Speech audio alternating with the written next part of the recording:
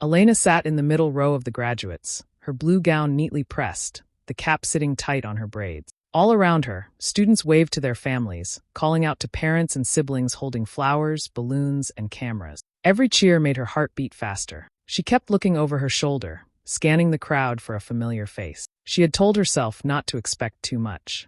Her mother hadn't confirmed they were coming, but still a small part of her hoped. Maybe they would walk in at the last minute, smiling, proud, calling her name. The ceremony began. Names were called. Students walked up, received their degrees, and walked back to the sound of claps and whistles. When her turn came, Elena forced herself to smile as she stepped across the stage. She heard no one call her name. Her smile stayed in place because the photographer was in front of her, snapping pictures. Back in her seat, she laughed when her classmates pulled her into a group photo. She tilted her head, smiled wide, but her eyes kept darting to the crowd behind them. She pulled out her phone when no one was looking. Maybe there was a message. Maybe they were stuck in traffic. One new text sat on the screen from her mother. "We couldn't make it. Caleb needed us. Congratulations." No explanation. No warmth. Not even an emoji. Elena's fingers froze on the phone. Her classmates were hugging, exchanging flowers, showing each other the gifts their families had brought. She slipped the phone back into her pocket and clapped for the next name called, her hands shaking. When the ceremony ended, Nia, her best friend, ran over with open arms and a bouquet. "I'm so proud of you, Lena," she said, hugging her tight. Elena let herself sink into the embrace, the only one she would get today. They walked out together into the bright afternoon sun. All around them were families taking pictures, fathers carrying gift bags, mothers adjusting graduation caps. Elena's smile stayed in place for the photos Nia insisted on taking, but her chest felt heavy. She told herself not to cry, not here. The tears would have to wait until she was alone. But deep down, she already knew this day would never leave her. Elena was born in Lagos but moved to the United States with her parents when she was 9. They came chasing better opportunities, but home never felt lighter after the move. Her parents were strict, the kind of strict where every mistake was remembered and every achievement was brushed aside. From as far back as she could remember, her father's voice was sharper with her than with anyone else.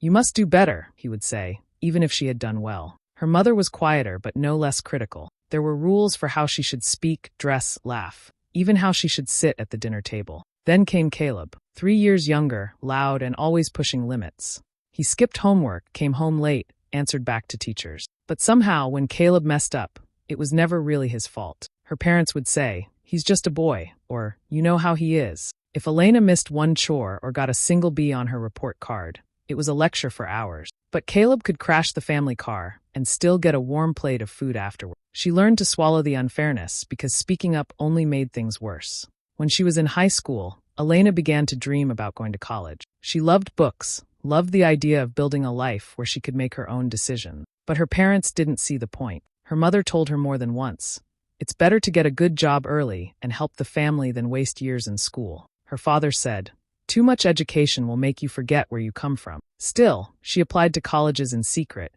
using the school library computers so no one would see her search history. The day she got accepted into a university on a partial scholarship, she couldn't stop smiling. She thought maybe, just maybe, they would be proud. Instead, her father frowned and asked, "How will you pay for the rest?" Her mother shook her head. "We don't have money for this. Caleb is still in school. He needs us."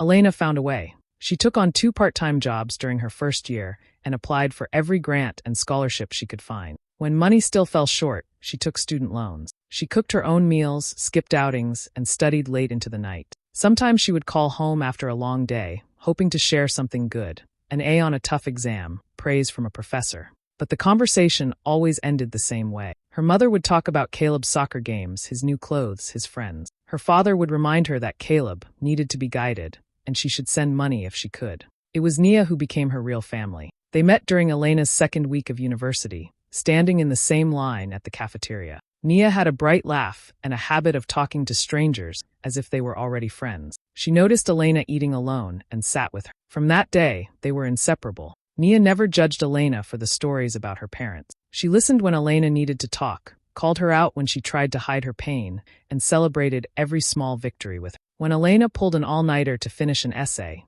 Nia showed up the next morning with breakfast. When Elena got her first job interview, Nia helped her pick an outfit and even ironed it for her. There were nights when Elena wanted to give up, especially during the second year when her father told her bluntly over the phone, "We don't need a degree in this family. We need loyalty. Those words stayed in her chest like a stone. She almost believed him, but Nia wouldn't let her. You're not doing this for them, she said. You're doing it for you. You've already survived their nonsense. You can survive the rest of this too.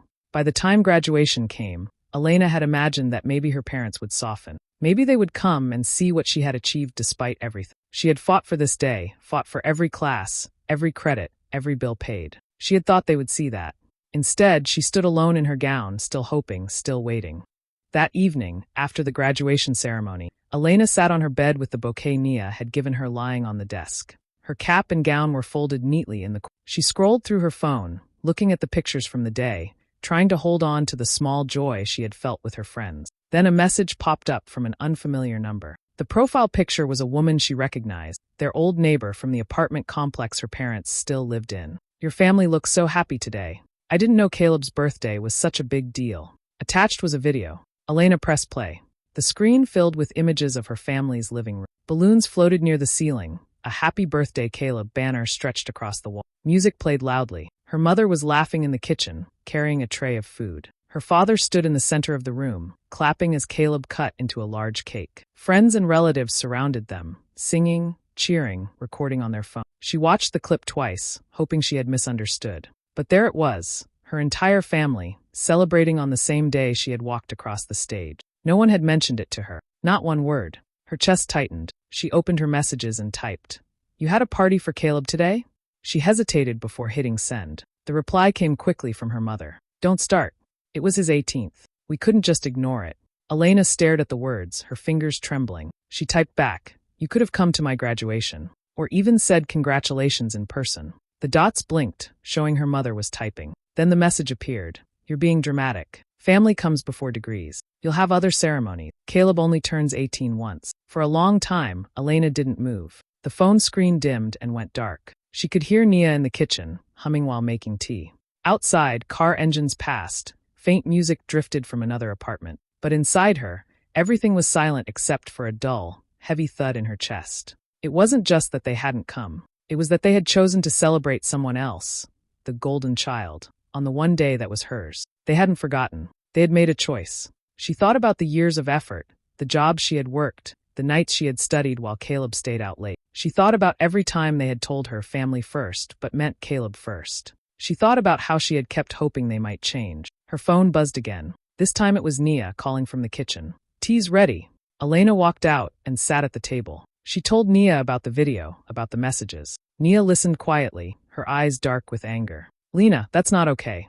That's not normal. I know, Elena said, her voice barely above a whisper. She wrapped her hands around the warm mug, staring at the steam. I think I've been pretending it's going to get better. But it's not. They don't want to see me. Not really. Nia reached across the table and squeezed her hand. So what now? Elena took a slow breath. I'm going home this weekend. I'm going to talk to them. I need to know why. I can't keep carrying this without answers. She didn't say it out loud, but in her mind, the thought was sharp and clear. If they didn't have a place for her in their family, she needed to stop waiting for an invitation. The next Saturday, Elena took the early morning bus to her parents' apartment. The ride felt longer than usual. She sat by the window, watching the streets roll past, rehearsing what she would say. She didn't want to shout. She didn't even want to fight. She just wanted to understand why her own family could treat her graduation like it meant nothing. When she reached the building, the smell of fried plantain drifted through the hallway. She knocked on the door and waited. Her father opened it, surprise flickering across his face before it hardened into something colder. What are you doing here? He asked. I wanted to talk, she said softly. About last weekend. He stepped aside reluctantly, and she walked in. Caleb was on the couch playing a video game, his feet up on the table. He barely glanced at her. Her mother was in the kitchen, stirring something on the stove. Elena stood in the middle of the living room, feeling like a guest in her own home. I just wanted to know why no one came to my graduation, she began. It was important to me. I've worked for years. Her father cut her off. We already told you. It was Caleb's birthday. Family comes first.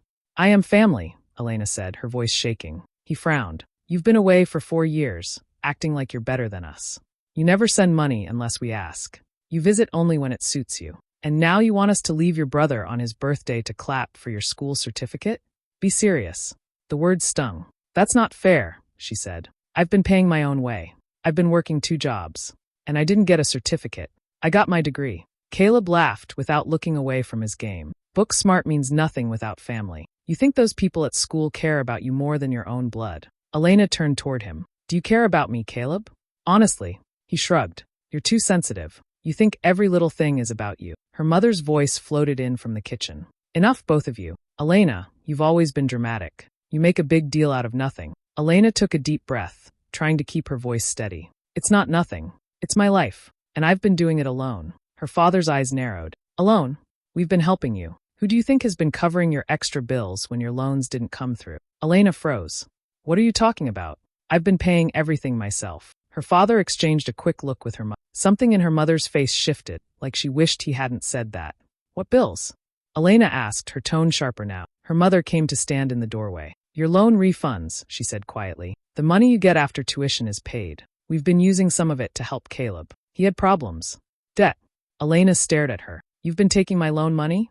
Without telling me. Her father stepped forward. Don't act like we stole from you. It's family money. Caleb was in trouble. We couldn't let his future be ruined. Elena's mind raced. She thought about the semesters when she couldn't afford new textbooks, when she skipped meals to save money, when she wore the same winter coat for 3 years because she couldn't replace it. All that time, they had been using her loan money to cover for Caleb. How much? She asked, her voice flat. Her mother looked away. It doesn't matter now. It matters to me. Her father's jaw tightened. Enough of this. You're ungrateful. We raised you, gave you a roof, fed you, and this is how you repay us? Complaining because we helped your brother. Elena felt her chest tighten. Helping him is one thing. Hiding it from me is another. You let me struggle. You let me think I was on my own. And all this time, you were using money that I will have to pay back with interest. Caleb paused his game and looked at her with a smirk. It's not that deep. You'll get a good job now, right? You can pay it off. I needed help. End of story. Elena turned away, blinking hard to keep the tears from falling. She had come here for answers, but the truth was worse than anything she had imagined. It wasn't just that they didn't value her achievement. It was that they had been taking from her, quietly, as if she owed them everything, as if her life existed to keep Caleb comfortable. Her father's voice was cold. If you came here to accuse us, you can leave. We don't need this attitude in our house. Elena looked around the living room, at the familiar furniture, the family photos on the wall, pictures where she was often standing at the edge, half cut out of the frame. This had been her home once, but it didn't feel like it anymore. I'll leave, she said quietly, but I won't forget this. She walked to the door without another word, the weight of what she had just learned pressing down on her like a stone. She had thought they simply didn't care enough to come to her graduation. Now she knew they had been. A few days after that painful visit, Elena sat at her small apartment table with her laptop open. She had spent hours going through her bank statements and loan documents. The numbers didn't lie. The refunds from her student loans had been diverted into her parents' accounts, and then sent out to pay Caleb's debts. She printed everything out and organized the papers neatly. Her hands trembled slightly as she thought about the conversation she had to have. This time, she wouldn't leave without answers. That evening, she called her mother. Can I come by? I want to talk. There was a long pause on the other end before her mother finally said, Fine. Come. When Elena arrived, the tension in the air was thick. Her father was in his usual chair, arms crossed. Caleb was nowhere to be seen. Her mother sat at the kitchen table, her face tired but guarded. Elena took a deep breath and laid the papers down between them. These are my bank statements, loan refunds, and payments you've been receiving. She pointed to the numbers. You've been using my loan money to cover Caleb's debts. Without telling me, her mother's eyes flickered briefly, then she looked away. We did what we had to do. Elena's voice rose. You should have told me. I've been struggling to pay for school, for food, for everything. You let me believe I was on my own. And now I know you were taking money that I will have to pay back, with interest. Her mother sighed and finally looked at her. Elena, we never saw you as part of this family anymore. Not after you chose to be so independent. Those words hit Elena like a slap. What do you mean? I'm your daughter. Her mother's voice was cold. You left us behind. You stopped listening to us. You stopped needing us. Caleb needed us. You pushed us away. Elena's heart pounded. For years, she had hoped for their support, their love. But now it was clear, it had never been there. Her father spoke up, his tone harsh. You think we didn't care? You think it was easy watching you ignore your family, spending money on yourself instead of helping your brother? I worked hard for my degree. Elena shouted back. I did everything on my own because no one helped me. And now you're telling me I don't belong. Her mother stood, her face hardening. You never belonged the moment you chose to leave home and forget who you are. Elena's eyes filled with tears, but she didn't let them fall. Instead, she stood up, feeling the weight of years of silence and pain crashing over her. So this is it. After everything, you don't want me? You've been emotionally absent my whole life. Her father shook his head. We did what was best for this family. No, Elena said, her voice breaking. You did what was easiest for you. The room felt smaller, colder. She gathered her papers and turned toward the door. Her mother called after her. You can't walk away from family. Elena paused but didn't turn around. Sometimes family is the one who leaves. She stepped out into the night air, the door closing softly behind her. After that night, Elena didn't go back to her parents' apartment. She packed a small bag and stayed with Nia for a few days. Nia welcomed her with open arms, making sure she had everything she needed, from clothes to a quiet space where Elena could think without being overwhelmed. I'm here for you, Nia said softly. You don't have to face this alone. With Nia's help, Elena started looking for jobs in a nearby city. It wasn't easy at first. Her savings were low, and her loan debt hung over her like a dark cloud. But she was determined to build a life on her own terms, one where she didn't have to wait for anyone's approval or forgiveness. A few weeks later, Elena got a call from a company she had applied to during her last semester. They wanted to offer her a junior position in their finance department. The salary was enough to cover her rent, food, and start paying off her loan. Starting the job felt like a new beginning. Every day, she learned something new, gained confidence, and saw her hard work pay off. Nia was always there to celebrate the small wins, from Elena's first paycheck to clearing a chunk of her debt. Elena rented a small apartment not far from her job. It wasn't fancy, but it was hers. No one controlled how she lived or judged her choices. She cooked her own meals, decorated the walls with photos of her and Nia, and started to feel something she hadn't felt in a long time: peace. She joined a book club and met people who shared her interests. She volunteered at a community center, helping students with their applications, just like she had once needed. Slowly, she built a support system that was real and kind. Sometimes, her phone would buzz with messages from her parents, but she no longer felt the need to respond right away. Their words didn't have the power to shake her anymore. She realized that family wasn't always the people you're born into. It could be the people who choose to stand by you. One evening, after a long day at work, Elena sat on her small balcony, watching the city lights twinkle. She thought about the girl who had once sat alone at her graduation, waiting for a family that never came. That girl was still there, but stronger. Years passed. Elena's life grew fuller with each day. She had a steady job, close friends, and a home that felt like hers. The pain from her past still lingered sometimes, but it no longer controlled her. One afternoon, Elena's phone buzzed with a message. It was an invitation to Caleb's wedding. Her heart skipped for a moment. She stared at the screen, reading and rereading the words. You're invited to celebrate Caleb's big day. Hope to see you there. A small, bittersweet smile appeared on her face. She thought about the girl she once was, sitting alone at her graduation, waiting for family who never came. That girl had felt so small, so invisible. But that girl was not here anymore. Elena typed a calm reply.